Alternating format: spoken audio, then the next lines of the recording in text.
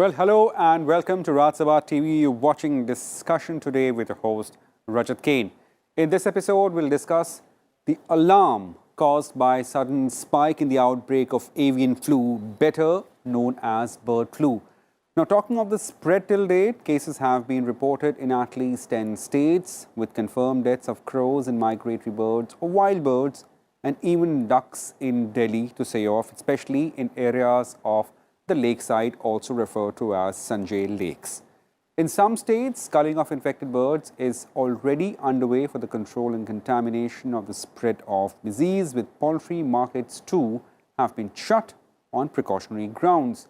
The authorities have also requested states to build awareness among public and avoid the spread of misinformation, increase surveillance around water bodies, live birds markets, also zoos, poultry farms, along with proper disposal of the carcass of birds.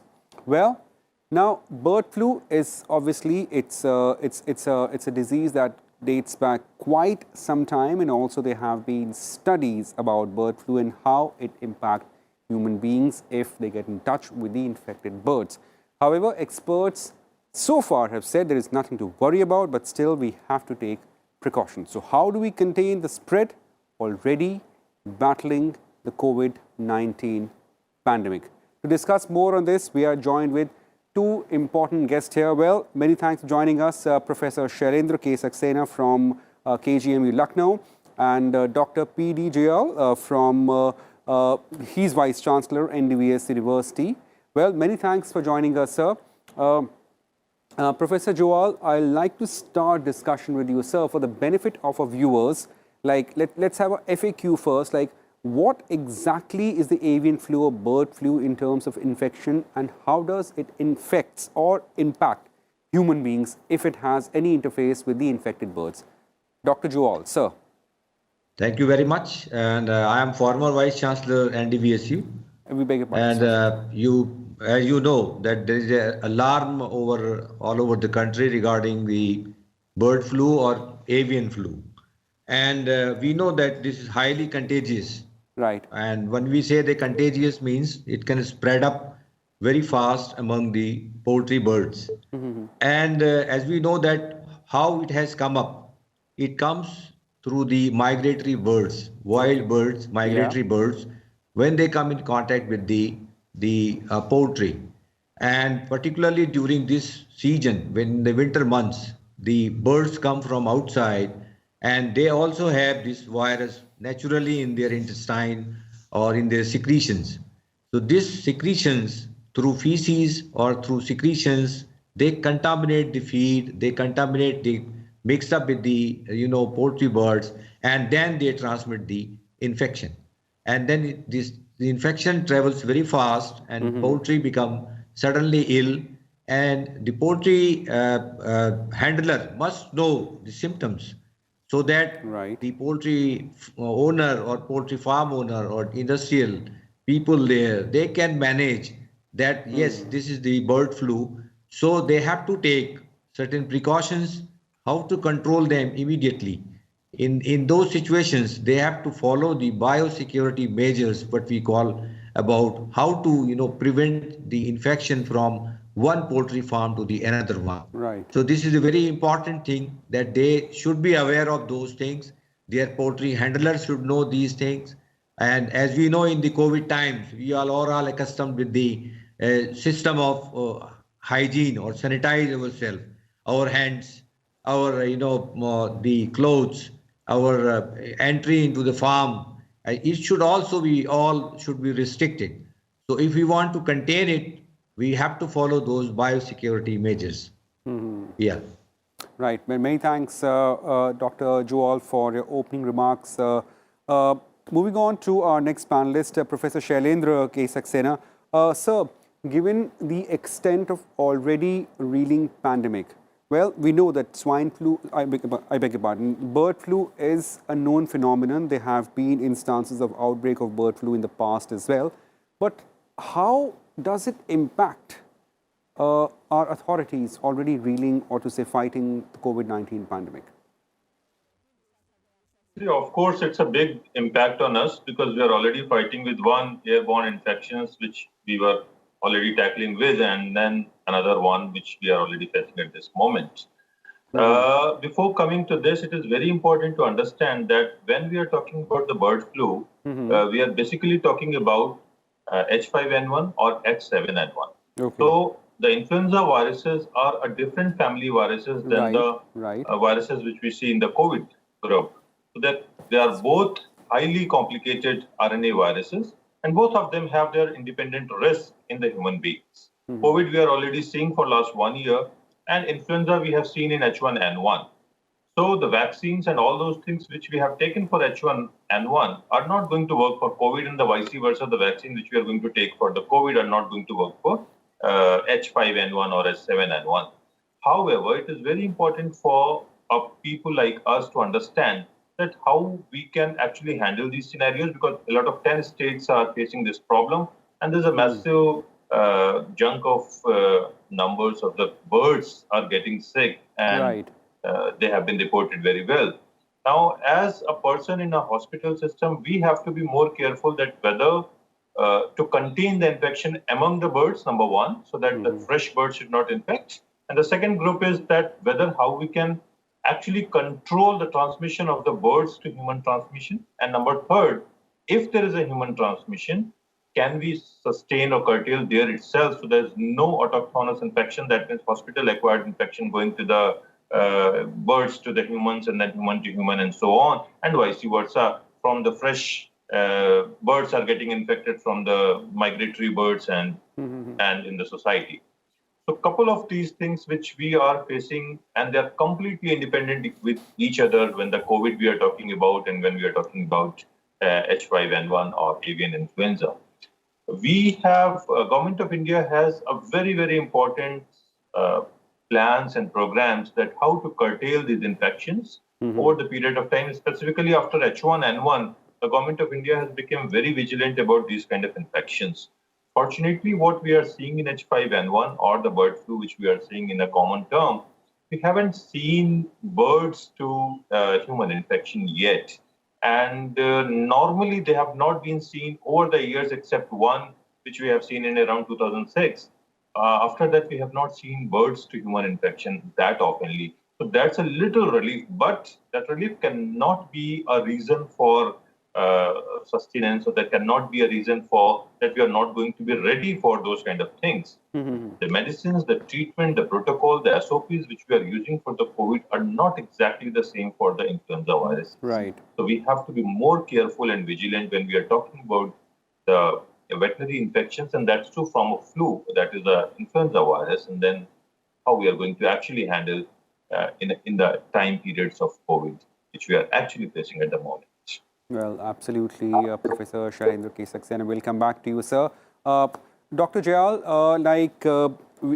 as we have been discussing this issue with several people, now, if you go out, and we have seen government action or swift administrative action in terms of shutting down or for that matter, restricting movement in the poultry areas, and of course, like in poultry markets. Now, does consumption causes any sort of transmission? Like this is very oft asked question. So I would like to have your opinion here as well, Dr. Jayal. Does consumption adds to transmission here when it comes to the bird flu? Exactly. It's a good question you have asked me. That I think people are, afraid of that whether we should take it or not. I can say that there is no need to have a panicky button, and our food habits are like that we cook or we boil everything. So if we take that kind of precautions, so it is not going to transmit to the human beings, and the virus dies completely likewise. So we have little to worry about that it can be, but simultaneously we have to be very careful that fresh meat and the milk handlers also, they can help in transmission if you do not take the precautions Okay. of these kinds of things, where they can think about that this transmission can happen. So we have to be very careful from the poultry, particularly the poultry farms. Containment of infection, as has been said, that is more important. That we don't have to let it out, let it be there. Even if I have heard also that there are many other at the other birds also. They are dying, Yeah. and some reports of crows also they Yes, have come yes. up in Large number the of crows, especially in news. East. Yeah, yeah, So yeah. what they have to do is they have to take the sample. The animal husbandry department has to take up the sample and send it to the Bhopal, that is the biosecurity lab. The ICR has set up a very good lab, a very important lab. So there they can identify whether it is positive for the bird flu virus or not. That is the thing. But consumption, we don't have to bother as long as we cook it properly and wash it properly, take all kinds of precautions which one has to take. Right, right. Thank you. That's very important, Dr. Jawal. Now, before I go off to Professor Saxena, just Dr. Jawal, one important thing, since we're discussing about a lot of birds have been found dead in several areas, of course, in Delhi as well. Sir, if he does the decomposition of the dead birds, whether that is contagious for human beings, because a lot of these birds are found in the residential areas, sir. Yeah, but that has to be seen whether the virus is contagious or not.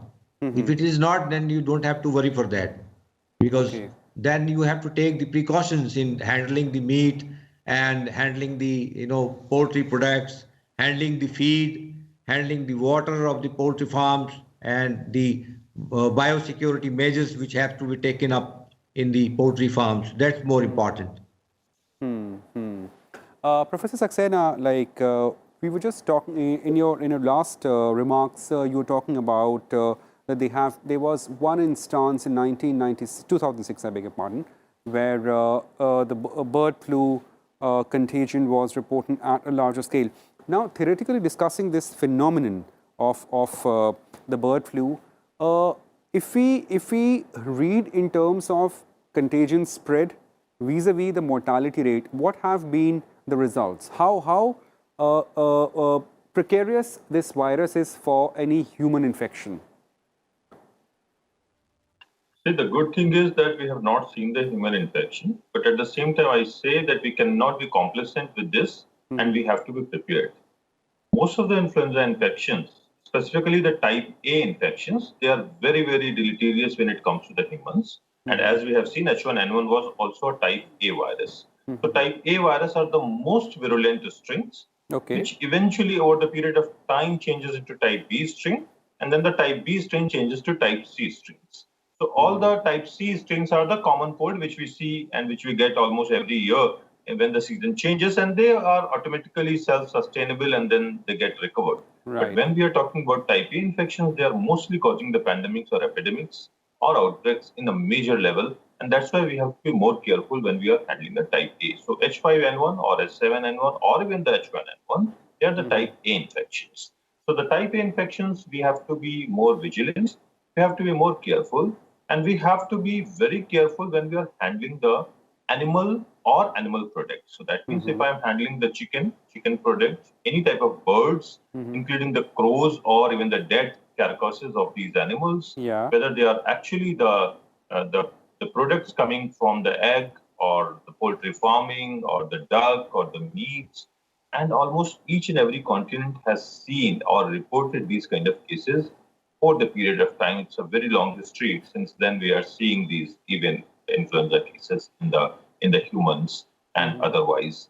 The CDC has a very clear-cut guidelines that the people should not accommodate these kind of things. Even if they see the birds, they should protect them. So they should not mingle with the birds which are actually infected or the migratory birds. If you see the dead carcasses, they should be reported to the local authorities so they can be buried and burned properly so that there's no chance of the transmission from animal to animal, animal to human infection.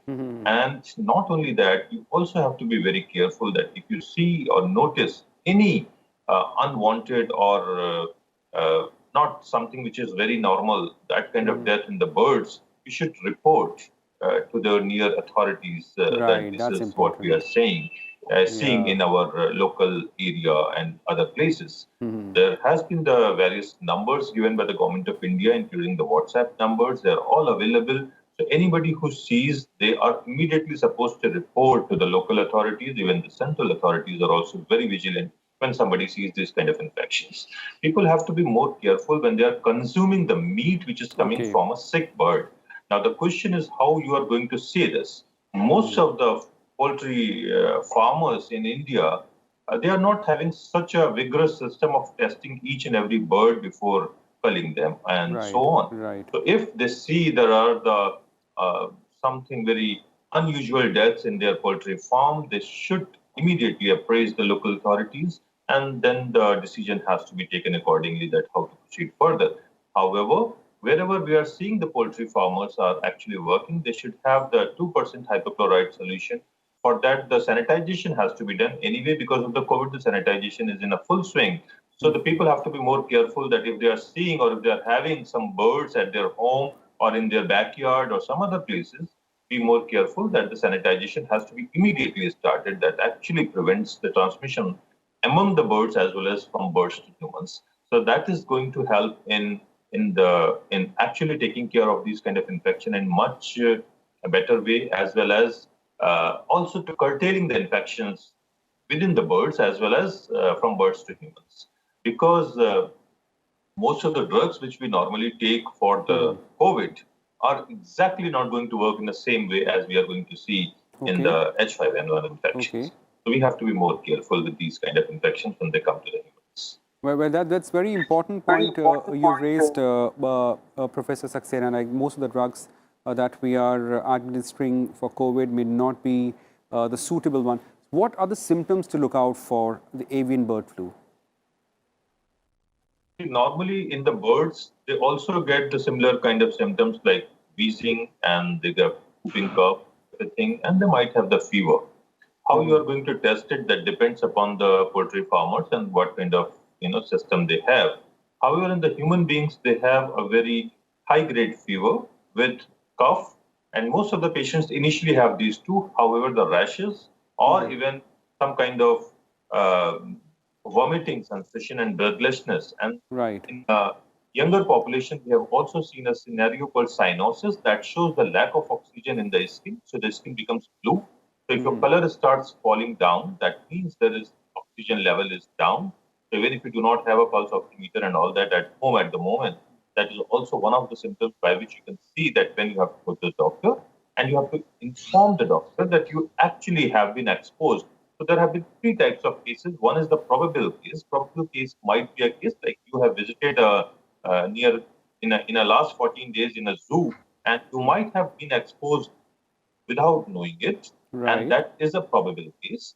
The, the probable case can be tested in the laboratories where they have been tested for A, B, and C. And if you have been positive for A, then you are really serious. B and C, if you are positive for, we don't bother. So what type of B and C you are, we are normally that much not even looking for.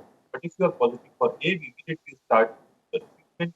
At the moment, we have a couple of meds available for when it comes to insects. Right. Right. For the Right. animals, KMNO4 and all those things have been suggested. So Uh-huh. we have to immediately report so that a confirmed diagnosis can be made among the birds as well as in the humans also if there have been exposures, especially the poultry farmers. Right, right. That's extremely important suggestions and, of course, like directions that you've made, Professor Saxena. I'll just come back to you. Dr. Joal, like, just to understand this phenomenon of virus further, is there any threat of transmission of the bird flu via pets, via animals? Can the infected birds infect animals and then animals passing on it to the human beings with their close interface with pets like cats and dogs especially? As long as you talk about the transmission, I think transmission in some domestic and wild birds and other birds and some mammals has been reported, but Okay. it's not of significance. Okay. I don't think any case of case of bird flu in domestic pets or even the larger animals, large animals.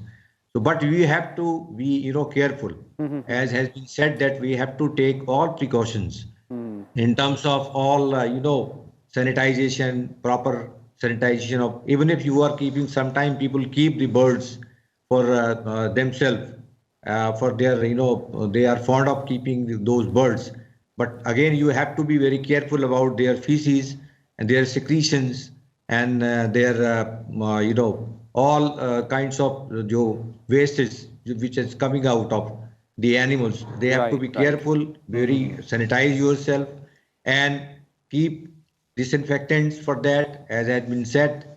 So otherwise you will have some kind of, there is no possibility of that kind of infection. But you have to be very, very careful about, you have to take all precautions as desired, as there are guidelines that you have to, when you keep the animals, you vaccinate properly them at that point of time and keep all precautions which are recommended for to follow up or to keep these animals. But there are no such cases, no such cases has been reported, and you don't have to worry about that. But efforts should be that all precautions should be taken up. Similarly, when you asking the question that how the poultry birds they show the symptoms, and I very rightly said that even there is a sudden death of the animals. Poultry dies very quickly with Okay. this infection. So you have to, as I said earlier, there is containment of the infection. The poultry handler should also know what are the symptoms of the bird flu. No visitor from outside also, and all precautions, all biosecurity measures which has been given and the guidelines have been given, they have to follow in the poultry farm so that this infection should not transmit to the other people also or to other poultry birds as well. Yeah. Well, that's important. Certainly, there is a requirement of imparting correct knowledge to the handlers of the poultry in the poultry farms, as poultry that Dr. Joel just mentioned, they just die off quickly with this virus. Dr. Joel, as we're about to close the program, just last question to just both of you. I'll start with you, Dr. Joel. Several measures have been taken by the state administration, by the center, by the government. Anything else that you would like to recommend as an expert? Like, of course, like they have restricted access, they have shut down markets, and of course, they have given a flurry of guidelines to the states. Any other thing that as an expert you would like to propose, sir? No, Very you are shortly. right. These are the precautionary measures. We have to implement them. We have to follow them. That's more important from my side. If you ask me, that even advisories are there, guidelines are there, but they are not being followed. There is all possibility sometime that there is leakage or pilferage of the system where somewhere, so that the people are not educated about that. So people Right. awareness is very, very important.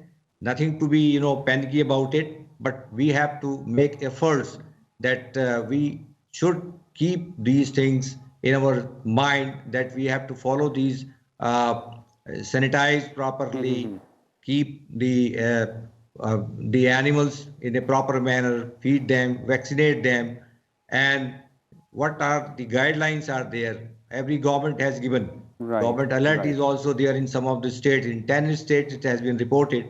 So they have given the guidelines. We have to follow that. Right. And Right. I think this is the only thing that we have to implement Right, these Dr. things, Joel. and then Right. things can be curtailed Right. to Right. some Right. extent, and nothing Right. to worry about it. Right, Dr. Joel. Yeah. Just shortly, very briefly, Professor Saxena, anything you would like to propose in terms of how to contain this even further, sir? Very rightly said. And just to add on to that before we, of course, going to do all this, we should also know that what is the high risk population. Of course, the birds are one, the commercial birds and the high density areas where the birds have been staying. That is one of the important things. The backyard birds, which we normally just let it go, that I have a lot of birds coming in my garden and then I'm happy with this. But we have to be more careful. The wild and migratory birds, and especially the path which they are going to travel in India, they should be a little more vigilant if they see this kind of things. Right. However, at the same time, it is also very important to understand that we need to do a clinical surveillance, serological surveillance, virological surveillance, and of course, a lot of guidelines which has been given by the country heads and the experts in this area, Right. should be very seriously followed, and we need to understand a sense of urgency and proceed with that. Thank you very much. Many thanks, Professor Shailendra Saxena, and many thanks, Dr. P.D. Jual. So there we have these two experts pointing us out. No need to panic, yet we have to follow certain guidelines, and of course, we have to be very circumspect, and of course, we have to be careful while consuming any poultry products. Well, that's it in this edition of Discussion Today. Keep watching Rajya Sabha TV.